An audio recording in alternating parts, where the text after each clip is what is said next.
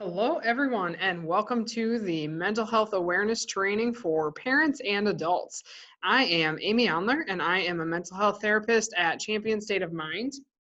Our primary office is located in Estherville, and my office is out of the Spencer location. We are happy to help you guys, and I will give you information about making any kind of referrals or any kind of reach out that you might need towards the end of the presentation, along with other resources available. But for now, I would like to just do a basic introduction of what we are hoping to accomplish today and get started with our training. So obviously, I wish I could be with all of you in person. That would be so much better, but because I cannot be, because of the circumstances of COVID around our area, we are doing a pre-recorded live version of this presentation that you guys will be able to watch at your convenience. So that being said, I would love for you to pause, give yourselves breaks, take notes, do whatever you need to do in order to actively participate. There will be portions where I ask you questions and ask you to really think about your response. I maybe might ask for some feedback, but obviously it will be pre-recorded, so I won't be able to know that that is happening. So I would just ask that you do your very best to participate and to get as much out of it as possible. I would like to remind everyone that there is a live Q&A session after the recordings are all completed, and the time for that is yet to be determined. However, that would be a great time for you to bring your questions or your comments or concerns, and that's also a great time for us just to get together as a group of people and in the community to just get that conversation going about the basic information that was presented in this training, what we're hoping to do next, and where we hope to go from here as far as parents, families, community members, students, all of the above. So with that being said, I am going to share my screen and we're going to get started.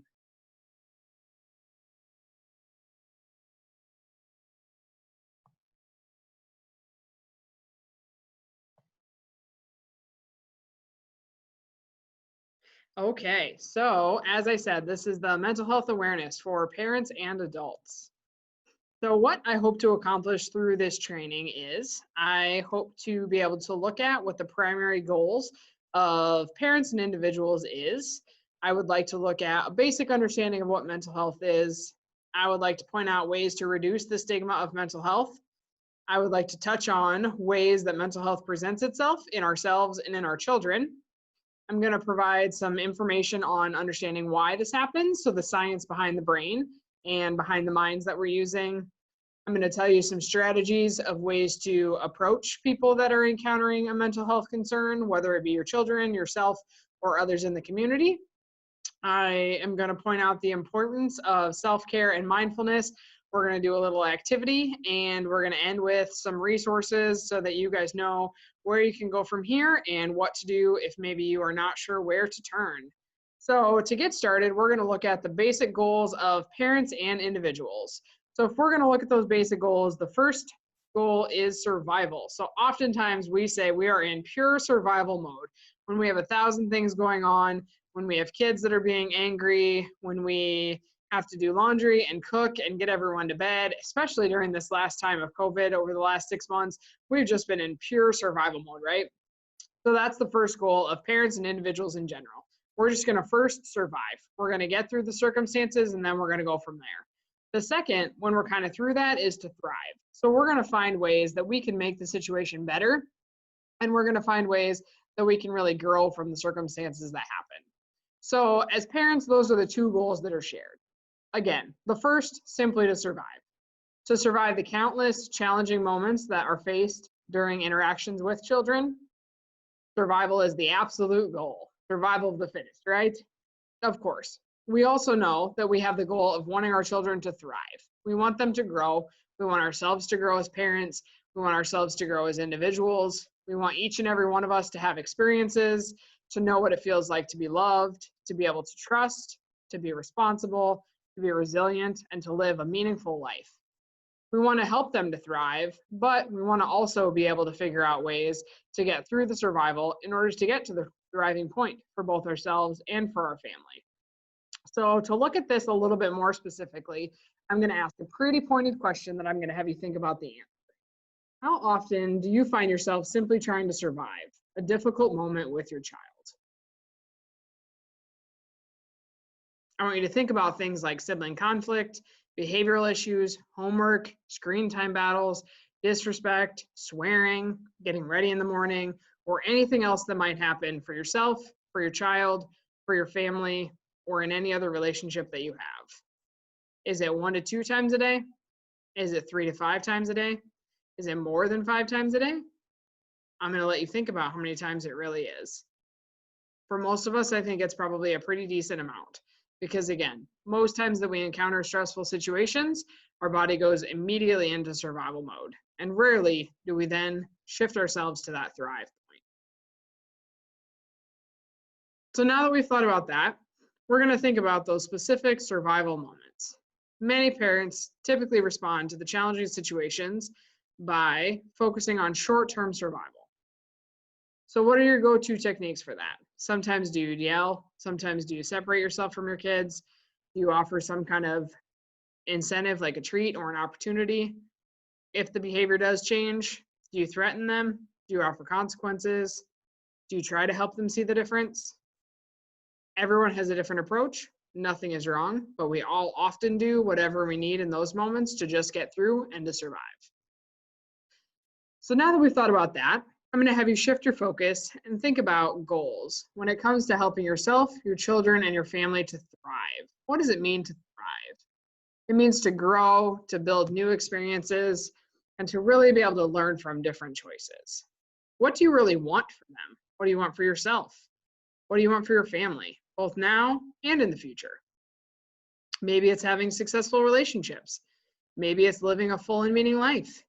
Maybe it's having a family. Maybe it's being happy, being independent, being successful, simply being able to get through the day without too many behaviors.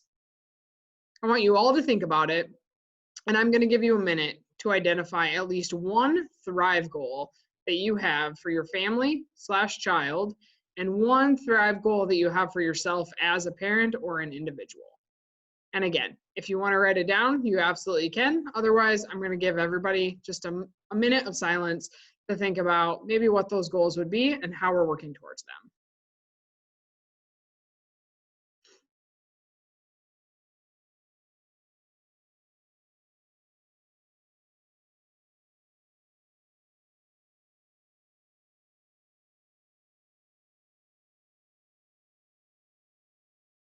So oftentimes the hustle and bustle, the daily demands, the behaviors, the moments that put us just in sheer survival kind of get in the way of recognizing how we get those goals accomplished. And so when we're looking at how to get ourselves to thrive and not just survive, I think understanding mental health is key, because oftentimes when we're really stuck in that place of survival, it's usually because of mental health concerns. So before we look at mental health, I want to just look at a video that looks at the stigma of mental health, because I think oftentimes we all can recognize that our children or ourselves have maybe been identified as being part of a stigma or being part of that group of people that, you know, your child's behavioral, or why can't they control them? And we fear people looking at us or judging. And I think this video does a really great job about understanding ways that we can simply look at the facts and we can work to break the stigma of mental health in order to actually look at creating a change.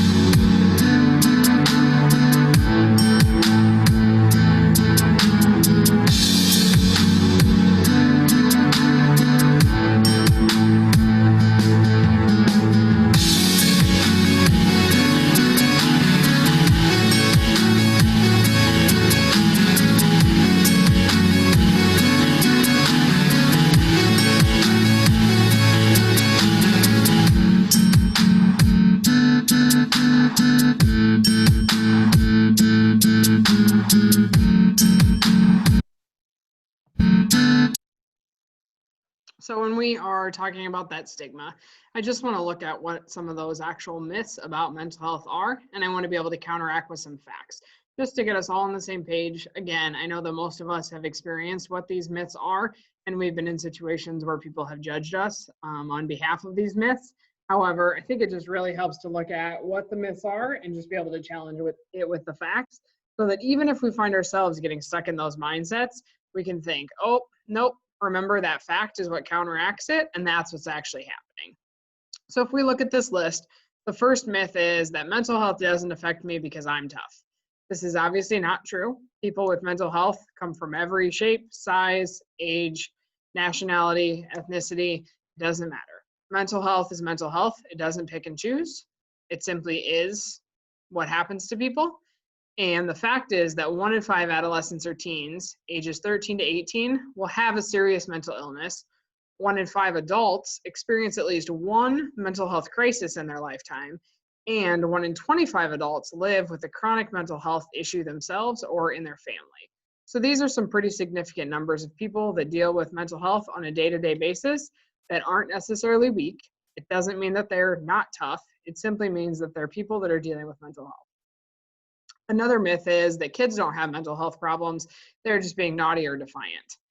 When in reality, 50% of all lifetime cases of mental illness begin by the age of 14. So this means 50% of all adults who have a mental health concern had a mental health concern before the age of 14 when they were kids.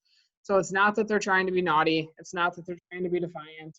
They're simply using negative coping skills to try to get what they want, or they're simply reacting to a mental health incident that they don't really understand, which is why we're trying to help bring to light what mental health is, what it can look like, so that people start to know how to help, whether it's the student themselves, you as the parent, another adult in their life, other people in the community, whoever it is, to just really be able to intervene and start to be that change.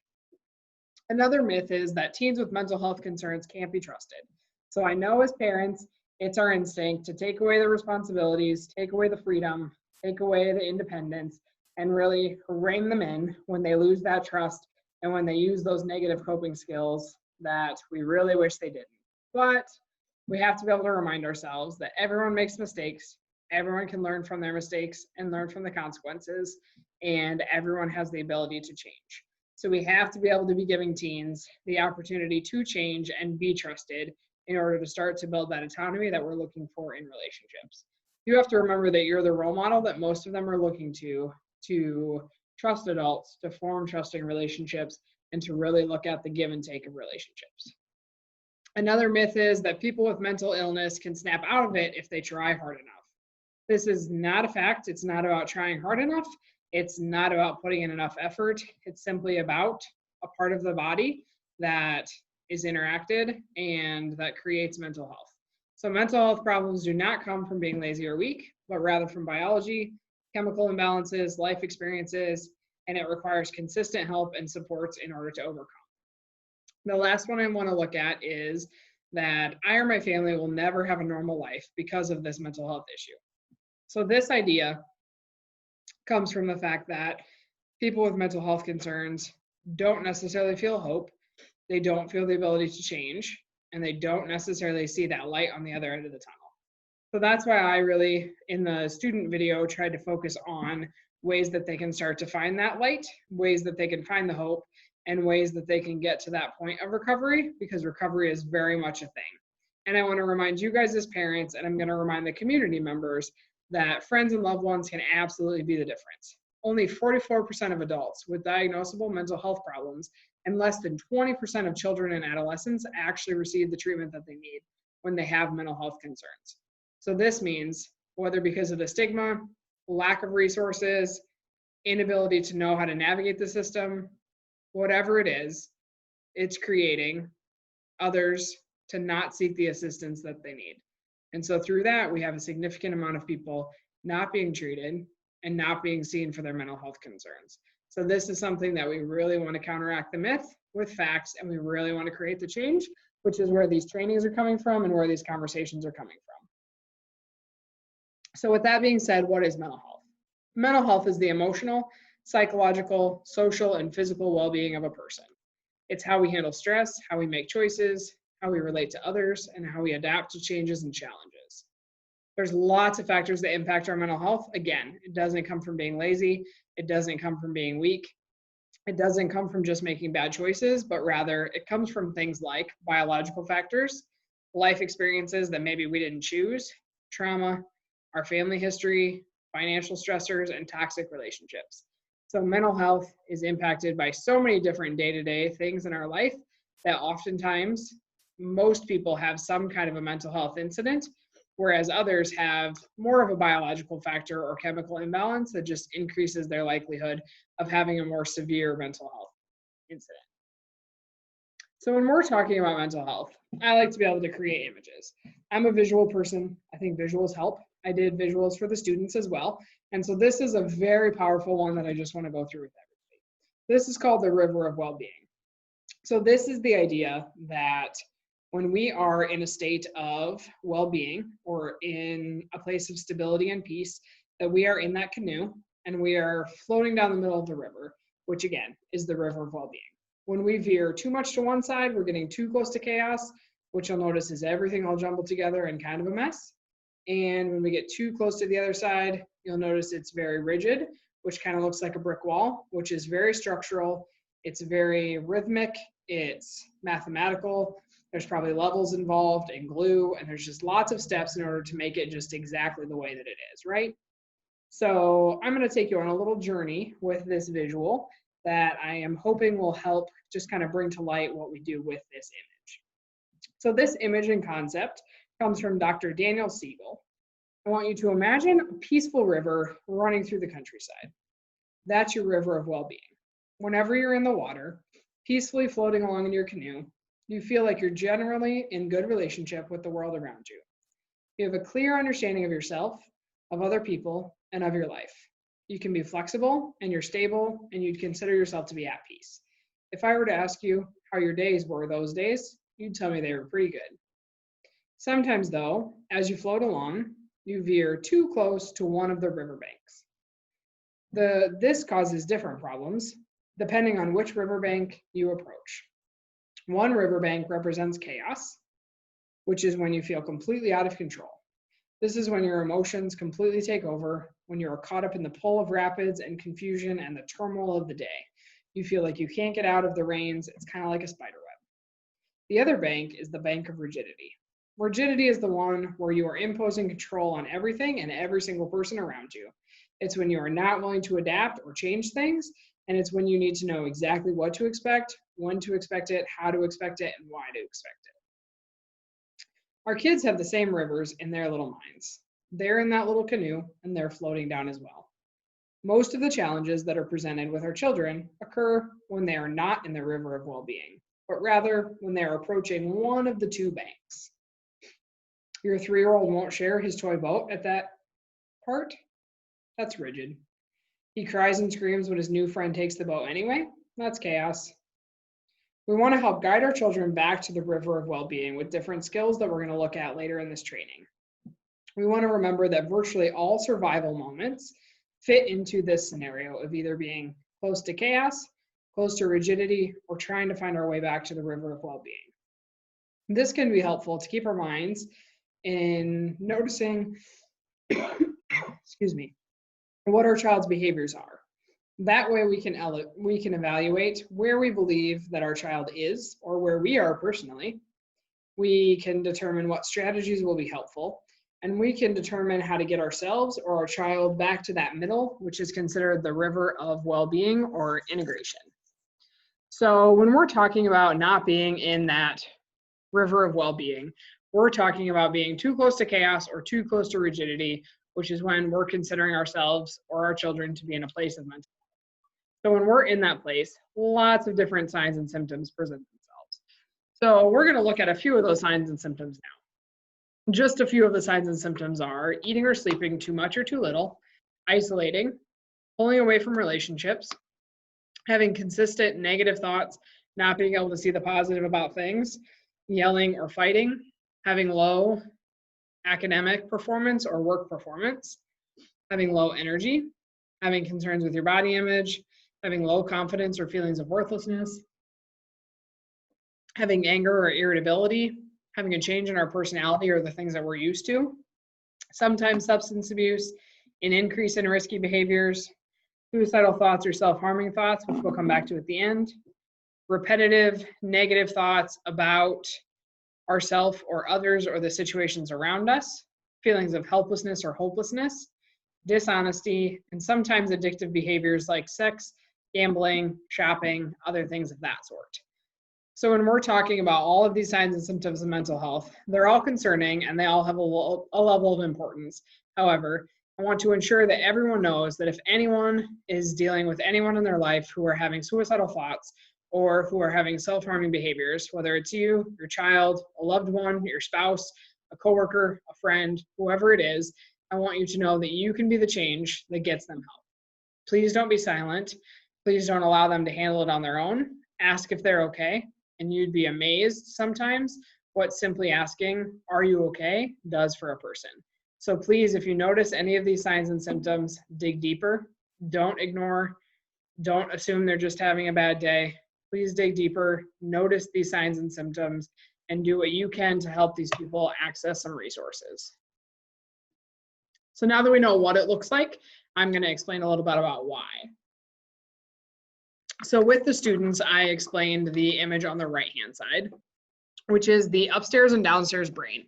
So I had them think of it like a fist. So this is your upstairs brain, and this is your downstairs brain.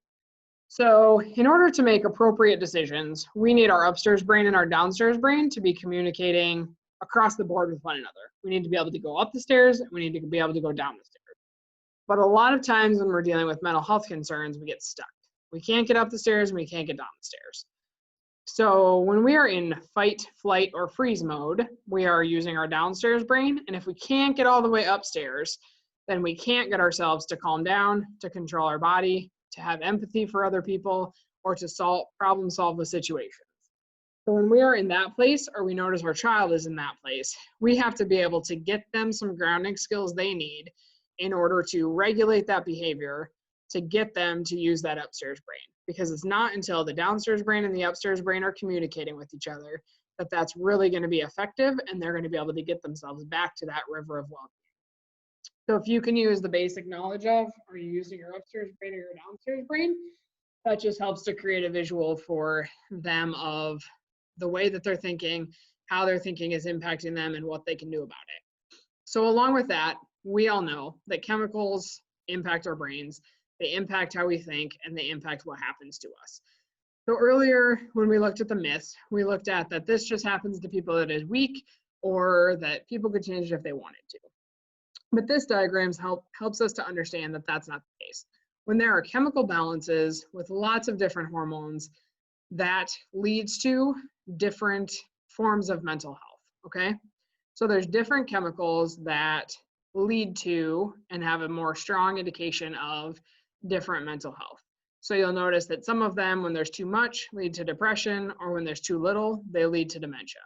When there's too much, sometimes it leads to things like schizophrenia, or when there's too little, it leads to depression or muscle rigidity. Okay, there's lots of forms of these chemicals that when they are not communicated properly, that it really negatively impacts the body.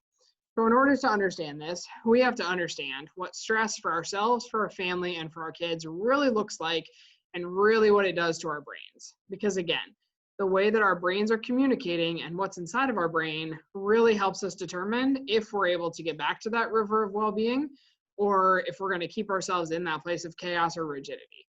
So we're going to take a look at this video, which is about how chronic stress affects your brain, and it's going to talk a little bit about what chronic stress does based on the chemicals to your actual brain.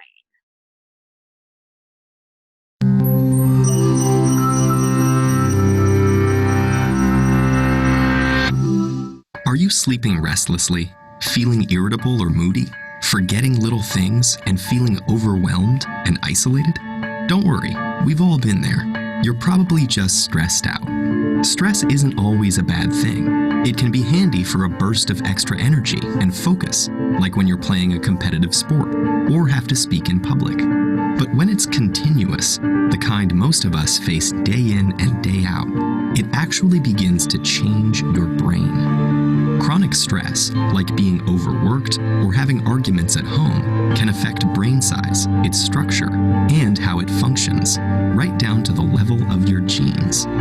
Stress begins with something called the hypothalamus-pituitary-adrenal axis, a series of interactions between endocrine glands in the brain and on the kidney, which controls your body's reaction to stress. When your brain detects a stressful situation, your HPA axis is instantly activated and releases a hormone called cortisol, which primes your body for instant action. But high levels of cortisol over long periods of time wreak havoc on your brain. For example, chronic stress increases the activity level and number of neural connections in the amygdala, your brain's fear center. And as levels of cortisol rise, electric signals in your hippocampus, the part of the brain associated with learning, memories, and stress control, deteriorate. The hippocampus also inhibits the activity of the HPA axis, so when it weakens, so does your ability to control your stress. That's not all though. Cortisol can literally cause your brain to shrink in size. Too much of it results in the loss of synaptic connections between neurons and the shrinking of your prefrontal cortex, the part of your brain that regulates behaviors like concentration, decision-making, judgment, and social interaction. It also leads to fewer new brain cells being made in the hippocampus. This means chronic stress might make it harder for you to learn and remember things, and also set the stage for more serious mental problems like depression and eventually Alzheimer's disease. The effects of stress may filter right down to your brain's DNA. An experiment showed that the amount of nurturing a mother rat provides its newborn baby plays a part in determining how that baby responds to stress later in life. The pups of nurturing moms turned out less sensitive to stress because their brains developed more cortisol receptors, which stick to cortisol and dampen the stress response. The pups of negligent moms had the opposite outcome, and so became more sensitive to stress throughout life. These are considered epigenetic changes, meaning that they affect which genes are expressed without directly changing the genetic code. And these changes can be reversed if the moms are swapped. But there's a surprising result. The epigenetic changes caused by one single mother rat were passed down to many generations of rats after her. In other words, the results of these actions were inheritable. It's not all bad news, though. There are many ways to reverse what cortisol does to your stressed brain. The most powerful weapons are exercise and meditation, which involves breathing deeply and being aware and focused on your surroundings. Both of these activities decrease your stress and increase the size of the hippocampus, thereby improving your memory. So don't feel defeated by the pressures of daily life. Get in control of your stress before it takes control of you.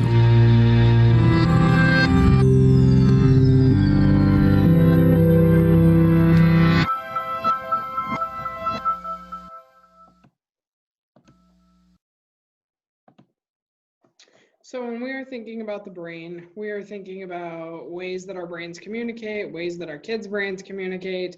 We are looking at kind of all those factors, all those chemicals, and we just want to take a closer look inside of the brain. To do this, we need to look at the power of using our whole brain. So oftentimes it is being considered that we are divided in our left brain and our right brain. And then as well as within our brains, we are divided into 4 quadrants of ourself, which make up our whole self, which is our rational self, our experimental self, our feeling self, and our safekeeping self. So it's been said that in order to successfully reach the river of well-being and to remain down the middle of that path, that we have to be able to use our whole brain, which is both our left and our right, and we have to be able to use our whole self, which is all 4 of those quadrants combined at different moments.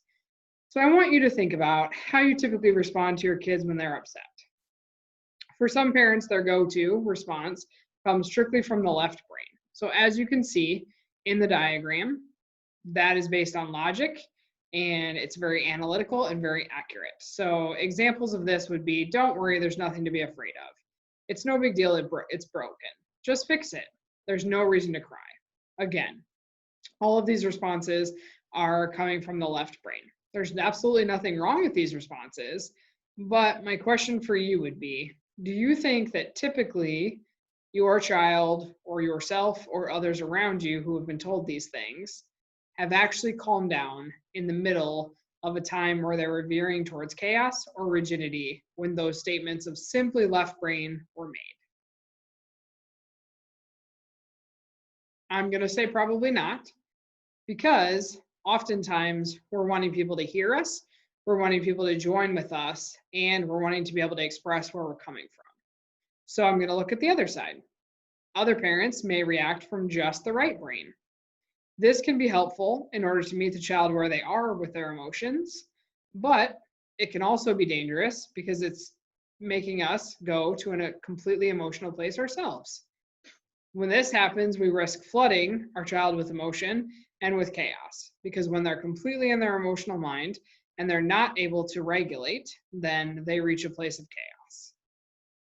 So I am going to have you guys look at the left brain and the right brain.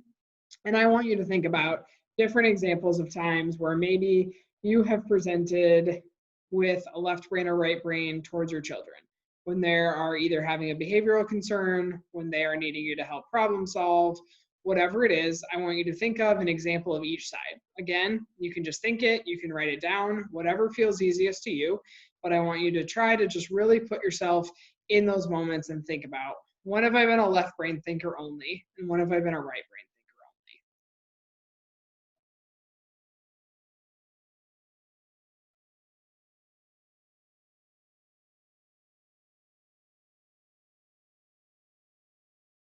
So after we've been able to think about that, I want you to look at the diagram, and I want you to notice that there are differences.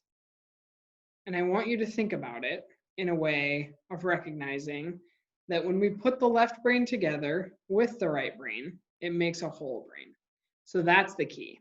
The key is to integrating the two sides of the brain and letting them work as a team. This helps our children and our brains to get back into the river of well-being. So I'm going to have you guys try an example. Again, because this is pre-recorded, you're going to have to do this on your own. However, I encourage you to deeply indulge in the opportunity so that you can really get yourself into this and be able to recognize the way that this could present itself in this example. So here we go. I want you to think about your experience of your child's birth, or the first time you met your foster or adopted child, the first time you met your spouse, the first time you brought home your favorite pet, the first time you maybe went away to college, any kind of large, momentous occasion that included a lot of emotion, but yet included some fact. I want you to think about that, and I'm going to give you just about a minute. So I want you to think about it and remember the event, and give yourself time to just swim in that memory for a minute.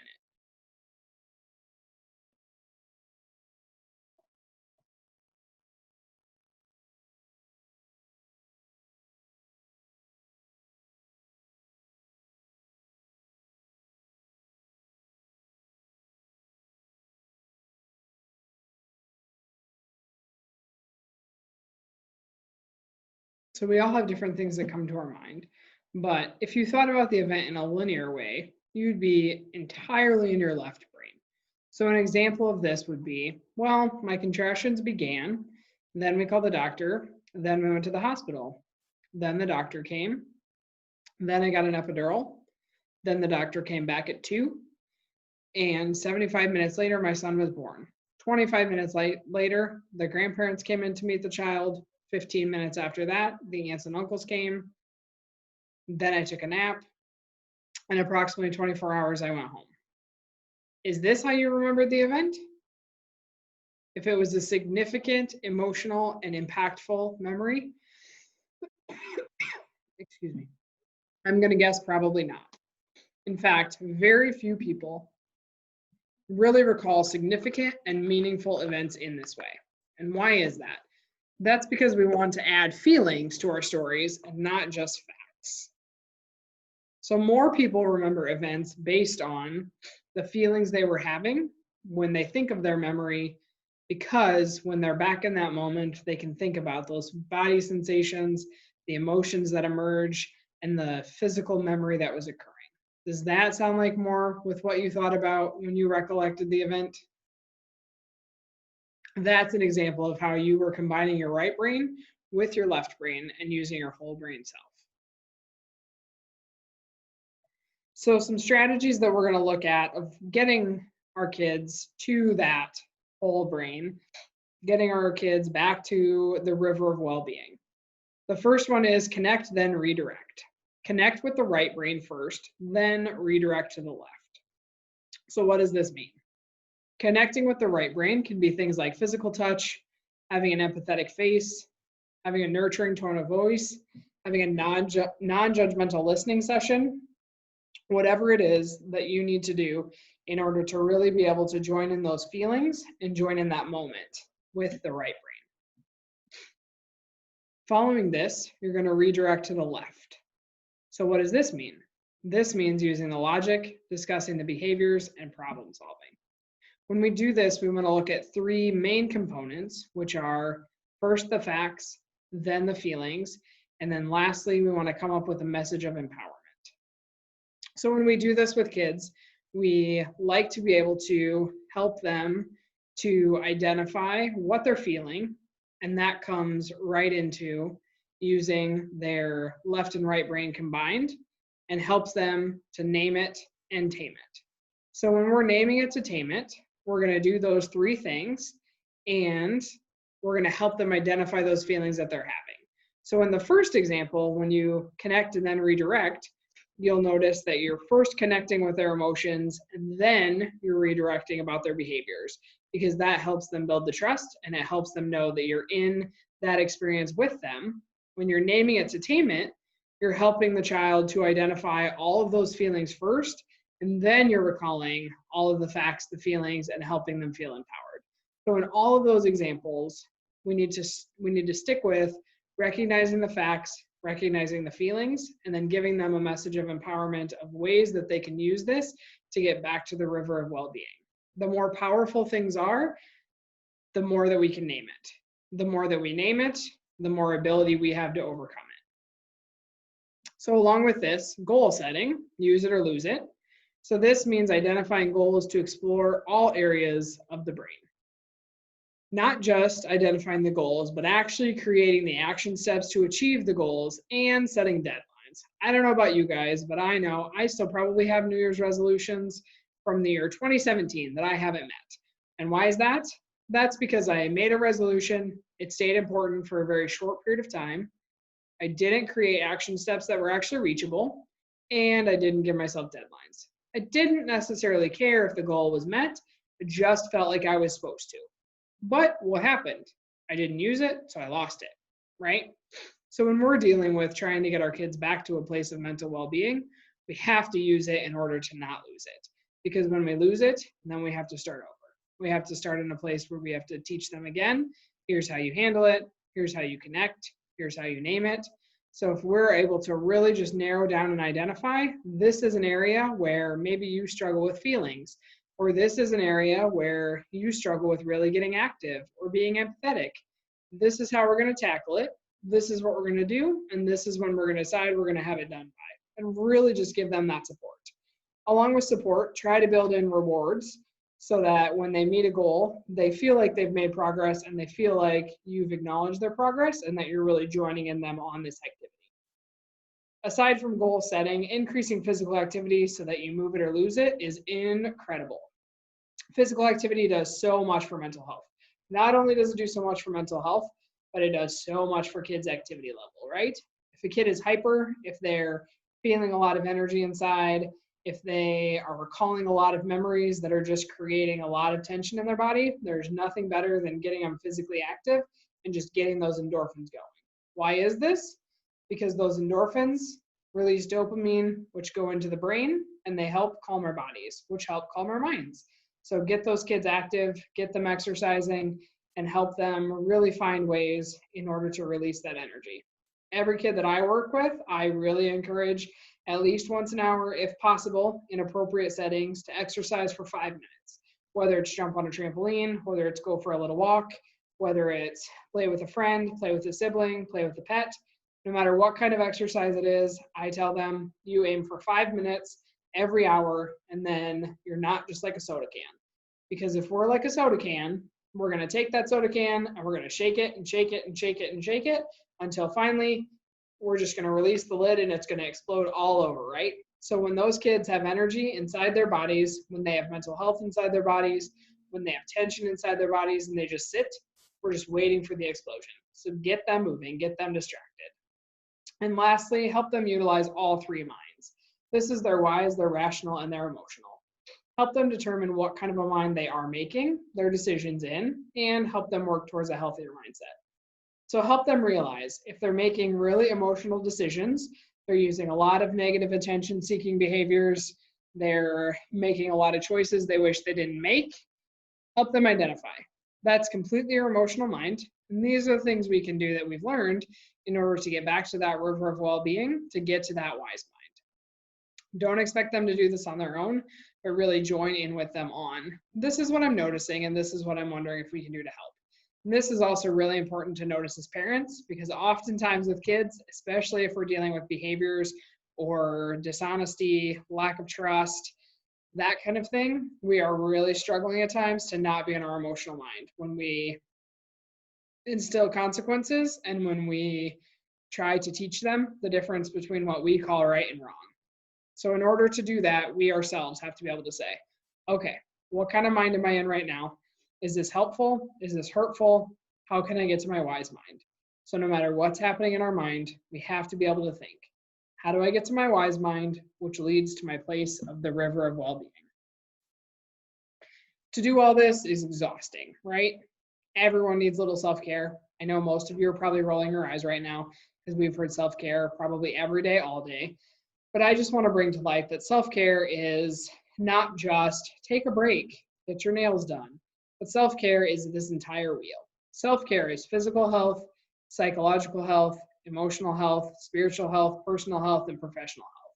So in order to do this, we really have to be able to take time for ourselves. We have to be able to ensure that we have balance between all those areas of that wheel. We have to attempt to take at least 30 minutes twice a day to have some kind of self-care. Now, I know most of you are saying, I don't have an hour of extra time every day, but when you think about it, if you look at all of those areas of the wheel, there are so many things in your day that you're probably already doing that are considered self-care. We're just not looking at it like self-care. So it's a change of that mindset. It's a change of just being fully present in those activities where we're creating professional growth, where we're creating emotional growth. Right now, you're creating psychological growth, you're creating personal growth, and you're creating emotional growth. So you just crossed 3 things off your list by participating in one training. So it's very possible. But I encourage everyone to try to take at least twice a day, 30 minutes, to do some form of different self-care activity within that wheel. Sometimes we're going to have to think outside of the box because sometimes it's not going to be easy. But I encourage you guys to include your family, friends, and others around you in order to really join in that area of well-being. Because the better that we have for well-being, the better we are as parents, the better we are as coworkers, employees, spouses, daughters, sons, across the board. Along with self-care, mindfulness is huge. So what is mindfulness? Mindfulness is understanding that we are in a present moment right now that we need to learn from. We need to be completely present in this moment. So right now, in this very moment, I am completely present with you, and with my senses, I am noticing the pictures around the room. I'm drinking an apple pear drink. I am playing with the squishy while talking. I'm noticing the different PowerPoint slides, and I'm feeling the temperature of the room. So right now, those things here with you is all that matters. The rest of the things around don't matter. The reflections outside don't matter. The noise that I might hear on the street doesn't matter. None of those things matter when we're being fully mindful. And why is that important? It's important because we have to be able to let our brains rest.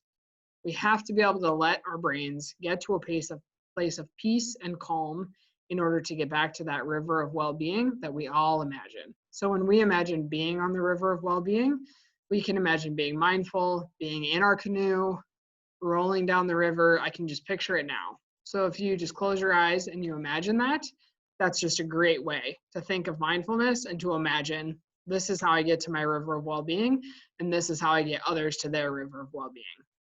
There's tons of different ways to do mindfulness, but just a few examples are the 5, 4, 3, 2, 1, meditation, yoga, body scan, and progressive muscle relaxation. So first we're going to watch this video about mindfulness, and then I'm going to specifically go through what the 5, 4, 3, 2, 1 is, what the body scan is, and what progressive muscle relaxation. The vase of water is our mind, and the different colors of sand are our thoughts and feelings. What kinds of thoughts do you have when waking up?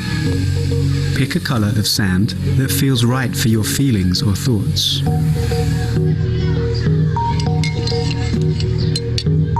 This is how our minds are when we are in a hurry, stressed, angry, or upset. Can you see things clearly in this state? Let's breathe with the bell and observe all the sand as it slowly settles to the bottom of the jar.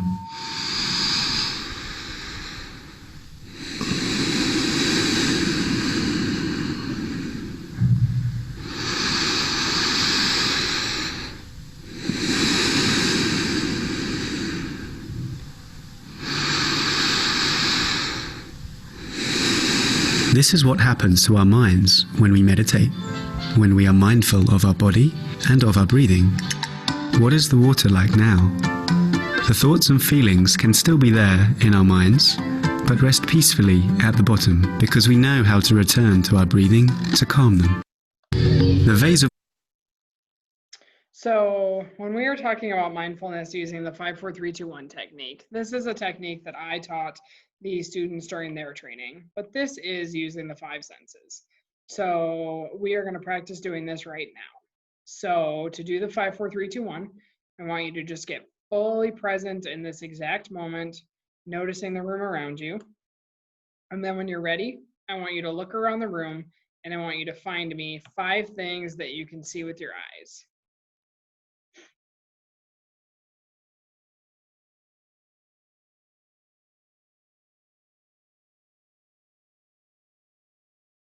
Now I want you to find me 4 things that you can feel with your hands. And I want to challenge you to try to make all these things different than the other senses so that we really notice all the things around the room. So again, 4 things that you can feel.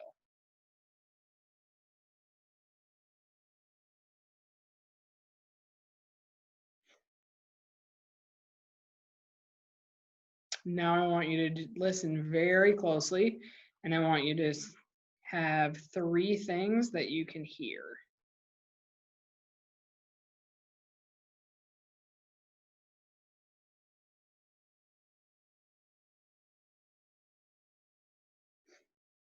Now 2 things that you can smell.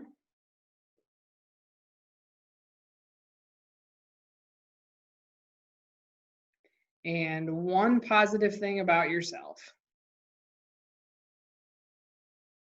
So again, this is just a really great way to be very mindful and present in the moment and to get yourself grounded and centered.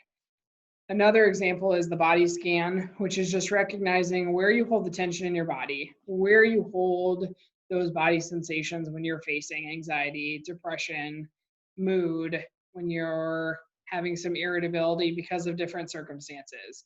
When you notice where the tension is in your body, then you can focus all of your attention on it and you can focus on releasing it. And progressive muscle relaxation is very similar, but in that, you're going to go through each muscle of the body and you're going to contract the muscles as hard as you can for 5, and then you're going to release them and imagine the tension in that one part of your body releasing as you release. These are really great to do right before bed if you struggle to sleep, or at a time that you really need to bring yourself to relax. If you're feeling a lot of tension in your shoulders or in different parts of your body, doing that body scan to recognize where that tension is, and then doing that muscle relaxation to really relax that muscle is key. So these are just a few forms of mindfulness, but mindfulness is, again, a great way to be able to manage and ground and just be calm. Water is our mind.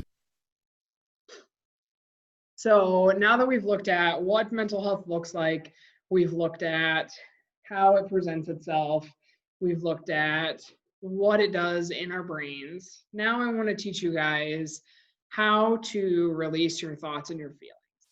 So as we said, when we are in the river of well-being, we are A-okay, our thoughts are A-okay, and we're cruising along in a peaceful place. But when we veer closer to that place of chaos or closer to that place of rigidity, we notice something happening with our thoughts, and then we notice something happening with our feelings. So in order to really release those thoughts and feelings, we have to be able to recognize that they're temporary, they're changeable, and with time, effort, and skills, they can change and will change. We have to remember that this means that they come and go like clouds in the sky. And we also have to remember not to dismiss or deny the thoughts or feelings, but instead first validate them, then name them to tame them, focus on them, give them a purpose, and then practice dissolving them. So to do this, we're going to do this activity together. So we're going to do the dissolve the thought activity together so that you become a little bit more comfortable when you're doing this with your child or your spouse or a friend or a coworker, or maybe just for yourself. So I want you first to breathe in deeply through your nose for 4, then out through your mouth for 4. I want you to imagine that each thought in your brain is in a cloud and it's above your head. So I'm going to give you the next minute to think about all of those thoughts in your brain. I want you to recognize all those thoughts in your brain. I want you to see all those clouds. If you want to write them down, you can. If you want to just close your eyes and visualize them, you can, whatever you're comfortable with. But for the next minute, we're going to be mindful just of those thoughts in our head that are formulating in their clouds. When that minute is up, I'm going to have you do some deep breathing, and then I'm going to have you watch and notice those clouds dissolving through the breaths. So for the next minute, think about just those thoughts, watch those clouds form above your head, and just be very mindful about that process.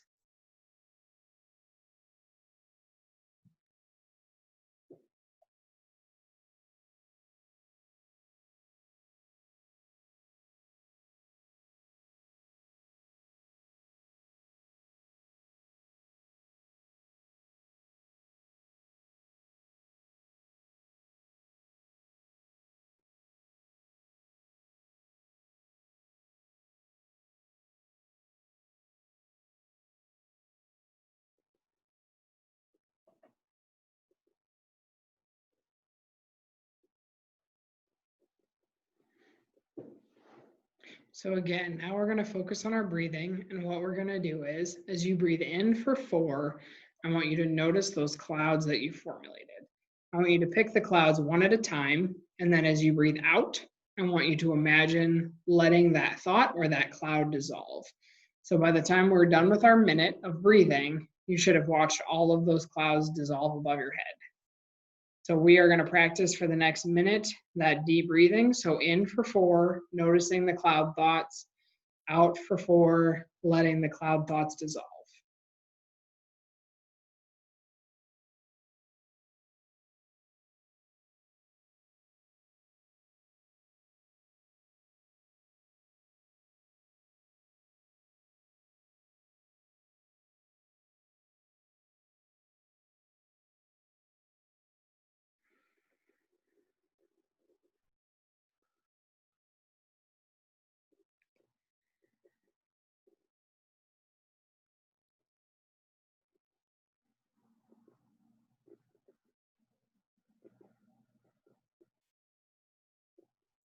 Now for the last minute, I want you to think of only positive thoughts. I want you to think about affirmations. I want you to think about something you did well, positive feelings, something positive about the day, anything that you would consider a positive thought. And I want you to imagine putting that in your sky to create a sunny sky instead of a cloudy sky. So imagine for the next minute that just those positive sunny thoughts are going in your sky.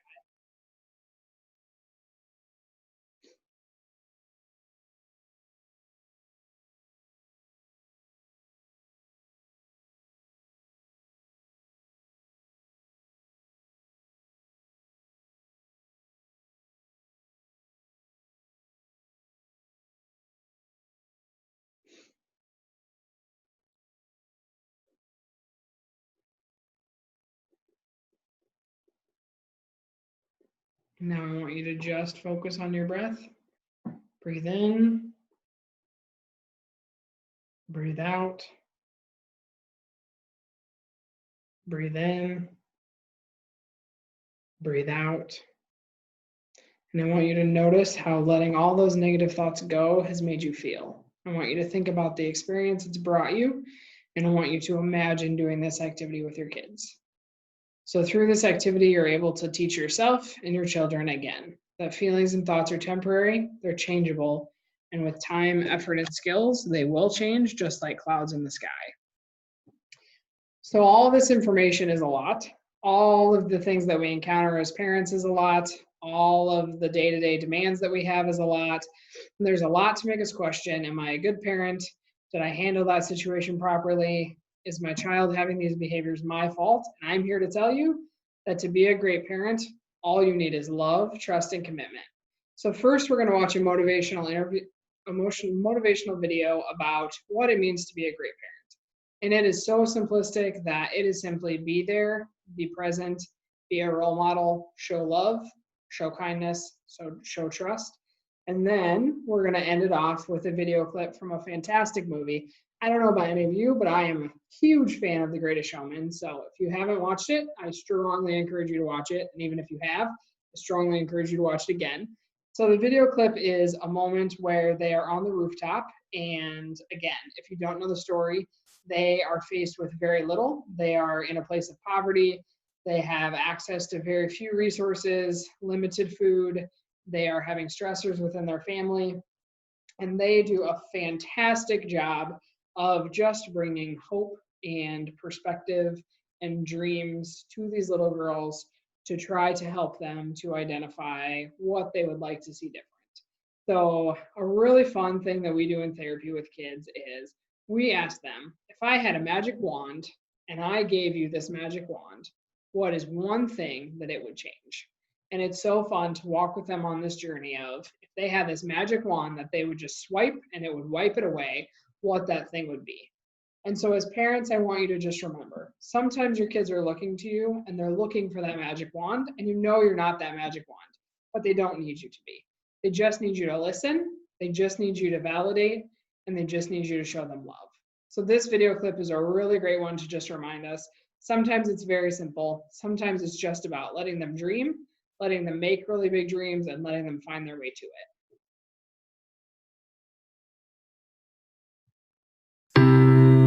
A great parent is not the one who gives the most money, not the one who gives the most toys, not the one who gives the best place to live. A great parent is the one who gives attention. To be a great parent, all you need to do is be present with your child. Not give presents, be present. That's all kids really want. They want you to notice them, to be loved, to be wanted. The best parent is the one whose eyes light up when their child enters the room. The parent who makes a promise to love unconditionally. The parent who leads by example. Not by what you say, but by what you do. Kids will never pay attention to your words. They will always and only pay attention to your actions and your intentions. A great parent works on themselves. A great parent makes their own mind strong, knowing their kids will likely follow in their footsteps. Heal yourself. Make your own mind strong, so your children can see the clearest example of what a great life looks like. Setting a clear and strong example of what type of human being you want your kids to become starts with you. It's up to you to set the example of kindness and compassion toward others, to set the example of what it is like to be yourself, to set the example of living a magical life that you choose. That's what a great parent does. Set their child free. Allow them to be themselves. Allow them to make their own decisions. Live your life in such a way that when your kids think of kindness, compassion, strength, authenticity, and real joy, they think of you. A great parent knows not to allow anything in their life they don't want their children to reproduce in their lives. That includes toxic relationships. That includes bad habits. That includes making decisions based on fear. A great parent listens. They don't lecture. A great parent supports, never shames. A great parent guides and sets free. Being a parent is not a job, it's a privilege. Being a parent is not a burden, it's a blessing. They are always watching. What kind of role model will you be for your children?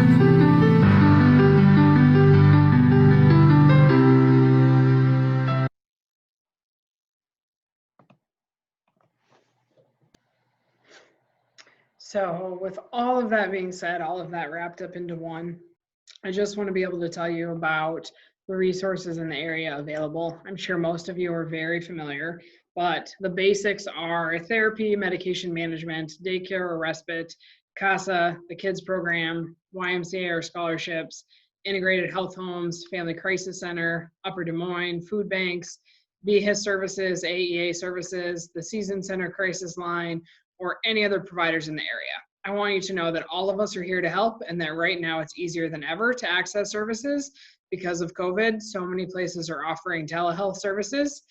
I know that at Champion there's no wait list, and that we would be more than happy to help you. We are here to help. I would like to again remind everyone that there will be a live question and answer session, that you can bring questions that you don't think are immediate, that you would like to talk about as a community of other people that have watched this video. But if there is anything that you feel like you need to talk about or need answered beforehand, or if you would like a specific list of these resources with actual places and numbers to call, please email me at aonler@championmind.org, and I will get you that specific list of resources today. Again, if anyone in your family or in your life needs help, needs access to services, please find a provider. Please know that we are all here to help. This is what we do. This is what we love, and there's nothing better. It is our privilege to do this, and it is something that we strongly enjoy. If you need help and you would like to contact Champion, again, you can email myself at aonler@championmind.org, or you can call our 1-800 number at 1-800-592-0180.